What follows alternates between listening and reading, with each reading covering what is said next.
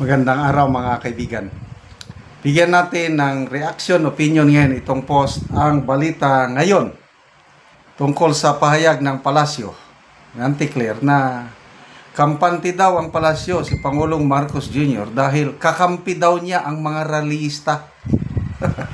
Yun daw pagrarally, pagproprotehe, hindi daw laban kay Marcos Jr. Wow! So kaninong laban, laban lang daw sa korupsyon kasi wala namang kinalaman sa korupsyon si Pangulong Marcos kaya kakampi niya ang mga rallyista. Ito, tila kinukumbinsi ng Malacanang ang publiko na ang malawakang kilos protesta sa September 21 ay hindi laban kay Marcos Jr., kundi laban lang umano sa katiwalian sa mga proyekto ng gobyerno. Oh, sinong nagmalaki? SONA last year. Di ba siya? 5,500 flood control projects natapos na at marami pang ibang ginagawa. Palakpak naman ang... Oh, ngayon na nagkabulilyaso, wala siyang kinalaman. Oh, come on, Anticler.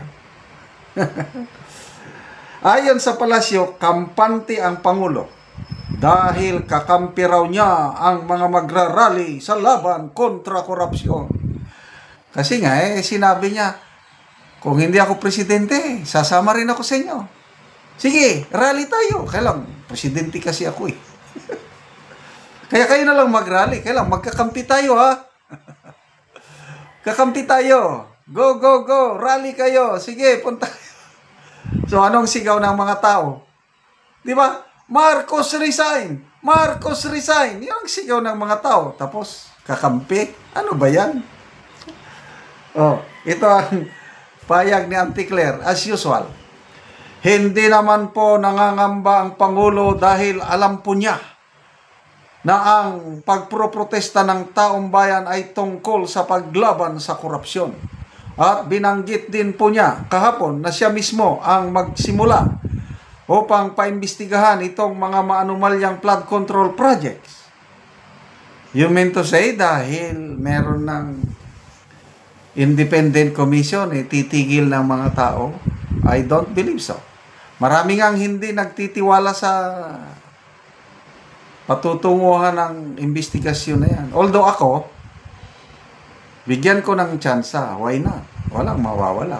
Lalo na nandyan si Mayor Magalong. Pag wala kasi si Mayor Magalong, wala na. Kaya very nice, wise decision yung isinama si Mayor Magalong. Oh.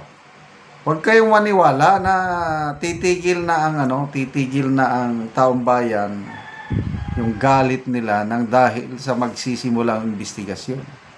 Malayo pang tatahakin na yan, baka abutin, it will take years. Kasi 10 taon pa naman ang coverage ng kanilang investigasyon from Aquino, Duterte to Marcos. Paano nila matatapos? Okay. Dagdag pa niya, kung hindi Pangulo si Marcos, malamang ay makikisama rin ito sa mga pagprotesta. Kung hindi po siya presidente, malamang ay makakasama rin siya sa pagprotesta laban sa korupsyon. Meron pong, I don't know kung naintindihan ng presidente yung command responsibility. Parang wala sa kanya yun yung concept na yun. Oy, wala akong pakialam sa korupsyon Okay lang ako Okay ako. Sila lang ang may konsa. Kaya, sige, protestahan nyo sila. Isigaw ninyo. Mga magnanakaw. Ako, wala. Huwag nyo akong isama. Parang ganun. What a kind of thinking. Kung ako yan, kanya-kanya lang style. Kung ako, sasabihin ko, I'm very sorry I failed. Para ba yung sinabi niya sa SONA niya, ganun din sinabi niya na hindi maganda ang nangyari for the first 3 years. At we need to do more. Move faster. Sabi niya sa SONA niya. Yun ang ganda nun. Kailan pagdating itong rally, September 21, style anti-clear na naman na, ala, hindi laban sa Pangulo yan. Mind conditioning siguro ba? Na okay ang administrasyong ito. Bagong Pilipinas talaga. Ang problema lang, yun, Romualdez, Saldico, kaya tanggalin natin kami, ang Pangulo, nothing wrong. Huwag nyo nang magbasa tayo sa mga comments. Tingnan natin mga comments.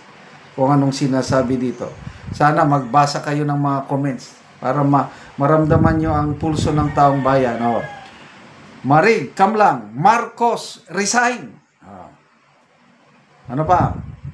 Julian Ganata, managot ka BBM, hindi mo kakampi ang mga Pilipino dahil ikaw ang utak ng lahat ng kaguluhan at nakawan sa bansa o sa Pilipinas.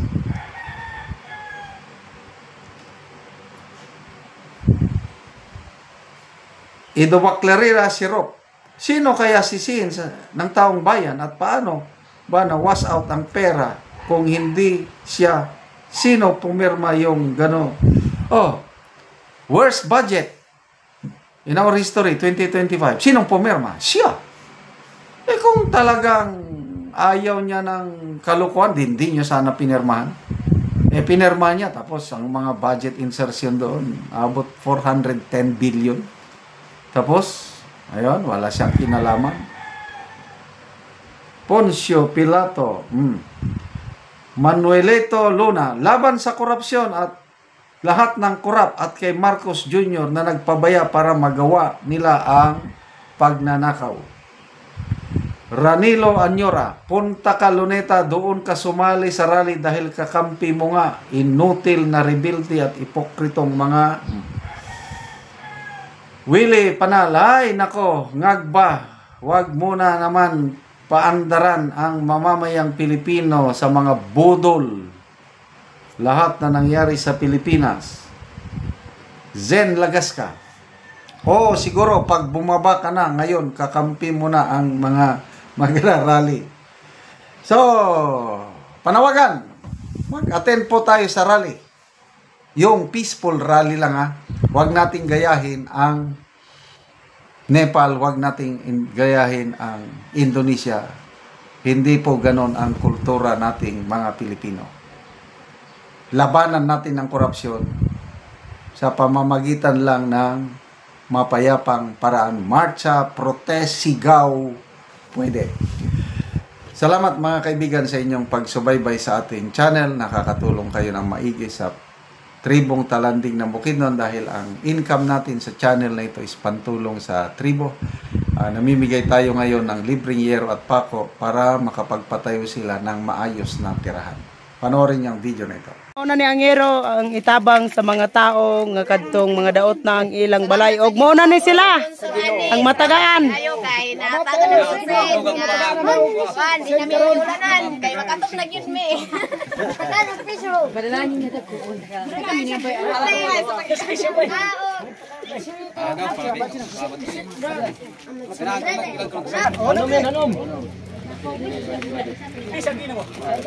Michael di ba kada may kaplak. Babay.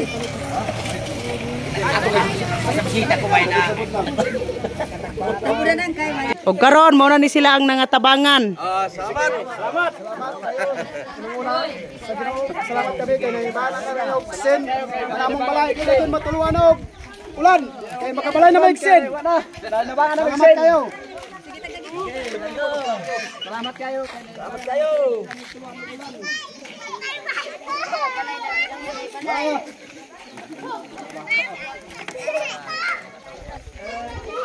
Nabangan kayo do, Sen. Ilahi salamat kayo, Ginoo. Nabangan kayo, Sen. Nga mo ni. Ay nabangan na gid ko.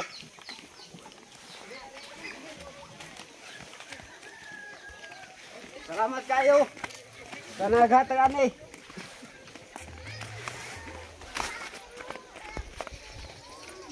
Pero ginuhap na inabangan kayo Sen para salamat po ginuhap.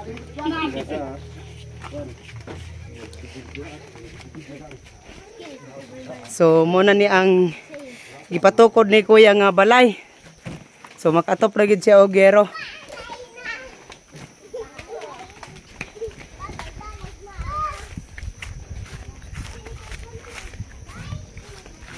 Ayo. Kaya na ba nga nagig ko anay makagbalay nagig ko.